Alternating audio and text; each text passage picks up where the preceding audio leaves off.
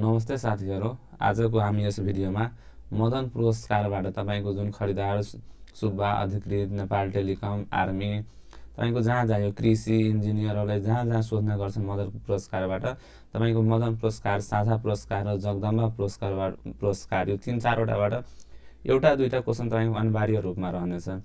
त्यही अनिवार्य रूपमा काम गर्दाखेरि आज मैले तपाईहरुको लागि मदन पुरस्कारबाट सुरुदेखि नै र अन्त्यसम्म यो 2080-81 सम्म के सोध्न सक्छन् र तपाई धेरै जना यस भिडियोमा सार्कको र सप्ताह सम्बन्धी भिडियोहरु हेरेर आउनु होला, किनभने मैले बनाएको भिडियोहरु यस्तो हुन्छ कि एकै ठाउँमा हुन्छन्।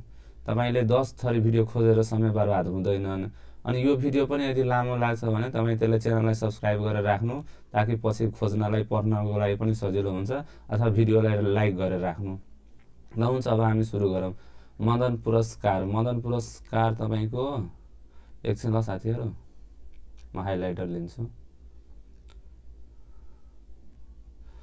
मदन पुरस्कार यो पुरस्कार मदन शमशेरको स्मृतिमा प्रदान गरिने गरेको, जुन भनेको विक्रम सम्वत 2012 असोज 10 गतेमा तपाईको घोषणा भयो। विक्रम सम्वत 2012 असोज 10 गते घोषणा भई 2013 बाट दिन थालिएको। घोषणा कहिले भयो मदन पुरस्कार भन्दाखेरि विक्रम साल असोज 10 गते र वितरण कहिलेदेखि गर्न थालिएको भने विक्रम सम्वत 2013 बाट।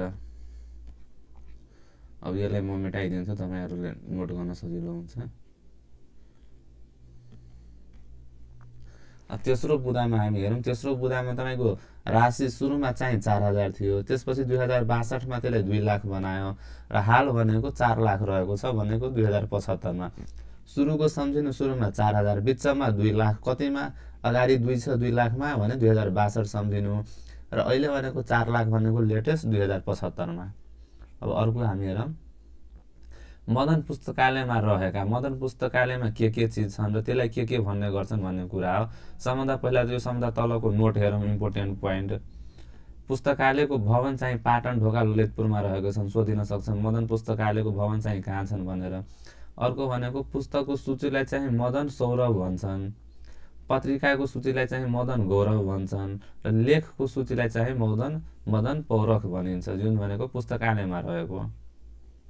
अब यतापट हामी हेरौं। सर्वप्रथम मदन पुरस्कार पाउने व्यक्तिहरु जुन 2013 मा वितरण गरियो, त्यो बेला कसले पाएको थियो भन्दाखेरि 3 जना व्यक्तिले पाएको थियो। पहिलो भनेको सत्यमोहन जोशी।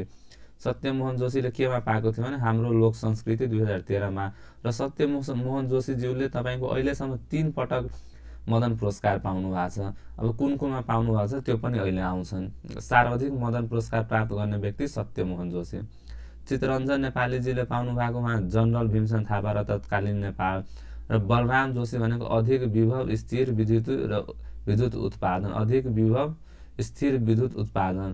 तपाईको प्रश्न कस्तो आउँछ भन्दाखेरि 2013 मा तलको मध्ये कुन व्यक्तिले मदन पुरस्कार प्राप्त गरेन भनेको सत्यमोहन जोशी हुन्छ, चितरञ्जन नेपाली हुन्छ, बलराम जोशी हुन्छन्, र अर्को भनेको कुनै नाम हुन सक्छ। 3 जनाले पाएको छ। अब कुन गलत हो भन्दाखेरि जुन हुन्छ त्यही ठोक्दिन, एबीसीडी हुन्छ अथवा गोलो लगाउनु हुन्छन्। र सबैभन्दा बढी मदन पुरस्कार पाउने व्यक्ति को हो भनेको सत्यमोहन जोशी। मैले यहाँ पनि भनेछु 3 पटक भनेर मैले यहाँ किन राख्दिए भन्दाखेरि एउटै कुरा तपाई 2-3 वटा स्लाइडमा हेर्नुभयो भने त्यो सम्झिराख्नुहुन्छ के। सत्यमोहन जोशी 2013 मा चाहिँ हाम्रो लोक संस्कृति, 2018 मा चाहिँ हाम्रो राष्ट्रिय मुद्रा कृतिका लागि र 2028 मा चाहिँ कर्णाली लोक संस्कृतिका लागि। र एउटै कृतिबाट मदन र साझा पुरस्कार पाउने व्यक्ति, एउटै कृतिबाट दुईतिरबाट तपाईको मदनबाट पनि र साझाबाट पनि अथवा कसैले जगदम्बाबाट पनि पाएको होला। त्यही भएर यो मदन, साझा र जगदम्बा सबैको बारेमा जान्न चाहनुहुन्छ भने भिडियोलाई च्यानललाई चाहिँ सब्स्क्राइब गरेर राख्नु। पहिलो व्यक्ति रहेछ भनेको धनुष चन्द्र गौतम, घामका पाइला भन्ने तपाईको कृतिबाट धनुष चन्द्र गौतमले तपाईको मदनबाट पनि पाउनुभयो र साझाबाट पनि पाउनुभयो। अर्को भनेको मदन मणि दीक्षित हो, माधवीबाट। अर्को भनेको भवानी दीक्षित, अगातबाट। र चौथो नम्बरमा चाहिँ विनोद प्रसाद धिताल भनेको योजना गन्धाबाट। एउटै कृतिबाट मदन र साझा पुरस्कार पाउने व्यक्ति। र अर्को हेरौं। मदन पुरस्कार प्राप्त गर्ने प्रधानमन्त्री चाहिँ लोकबहादुर चन्द, विसर्जन भन्ने कृतिबाट 2054 सालमा पाउनुभयो उहाँले। र मदन पुरस्कार प्राप्त गर्ने पहिलो उपन्यास, पहिलो महाकाव्य र यहाँ तपाईँको के रहेछ भने पहिलो कविता र पहिलो कथा सङ्ग्रह यो सोधिन सक्छ। र पहिलो विदेशी नागरिक। अब को हुन्छ? पहिलो उपन्यास मदन पुरस्कार प्राप्त गर्ने पहिलो उपन्यास भनेको मन हो 2014मा। त्यसपछि पहिलो महाकाव्य भनेको मानव हो र मानवको महाकाव्य लेख्ने राइटर तपाईँको मोदनाथ प्रसिद्ध हुनुहुन्छ। उहाँ सबैभन्दा कम उमेरमा नोबेल त्यो भनेको मदन पुरस्कार पाउने व्यक्ति हो, 24 वर्ष। अब नोबेल पुरस्कार मेरो मुखमा आयो, तपाईँको नोबेल पुरस्कारबाट पनि क्वेसनहरू आउने गर्छन्, त्यो भिडियोहरू पनि बन्छन्। 24 वर्षकै उमेरमा उहाँले महाकाव्य मानवबाट चाहिँ मदन पुरस्कार पाउनुभयो। 7 नम्बर हेरौँ, मदन पुरस्कार प्राप्त गर्ने पहिलो कविता चाहिँ सङ्ग्रह, पहिलो कविता सङ्ग्रह भनेको विस्फोट, जुन भनेको भीमनिधि तिवारी। र मदन पुरस्कार प्राप्त गर्ने पहिलो कथा सङ्ग्रह भनेको नयाँ सडकको गीत भनेको रमेश वकिल। र मदन पुरस्कार प्राप्त गर्ने पहिलो विदेशी नागरिक भनेको father William work. Father William work भनेको पहिलो विदेशी नागरिक हुनुहुन्छ जसले मदन पुरस्कार प्राप्त गर्नुभयो। र तपाईँको 2031 र 2033मा मदन पुरस्कार वितरण गरिएन। यो 2 वर्ष तपाईँको खाली गयो। मदन पुरस्कार वितरण नगरेको वर्षहरू कुन कुन हो सोध्यो भने 2031 र 2033। र मदन पुरस्कार पाउने पहिलो महिला चाहिँ पारिजात, त्यो भनेको शिरीषको फुल। यो पारिजातको नाम तपाईँहरू सुनिराख्नु भयो होला, शिरीषको फुल। मदन पुरस्कार प्राप्त गर्ने पहिलो महिला। एउटै परिवारबाट मदन पुरस्कार पाउने व्यक्ति भनेको धनुष चन्द्र गौतम र ध्रुव चन्द्र गौतम।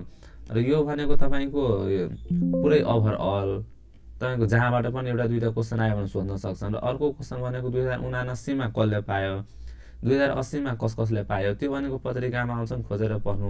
अथवा भनेको मैले यहाँ गोर्खापत्र र नेपाल समाचार पत्रको पत्रिकाहरूको पनि भिडियो बनाएर राखिदिन्छु, तपाईँहरूले पत्रिका किन्नु पर्दैन। त्यहाँबाट हेर्न चाहनुहुन्छ भने च्यानललाई सब्सक्राइब गर्नु। तर यो भिडियो चाहिँ पुरै हेर्नु। कहिलेकाहीँ के हुन्छ भने 2080बाट कसले पुरस्कार पायो भने नसोधिकन यो भित्रबाट चाहिँ सोध्छन्। भित्रबाट पनि धेरै क्वेसनहरू सोधिरहेको हुन्छ। कुन तलको मध्ये कुन वर्ष मदन पुरस्कार वितरण गरिएन भन्दाखेरि त्यहाँ हुन्छन् क्या। त्यो भनेको कुन हो भन्दाखेरि 2031 र 2033। अब क्वेसन बनाएर पढ्नुभयो भने तपाईँलाई सजिलो हुन्छ। र भिडियो हेर्नुभयो, भिडियोको लागि धन्यवाद। र च्यानलमा नयाँ हुन्छ भने सब्सक्राइब गर्दै सहयोग गर्नु होला।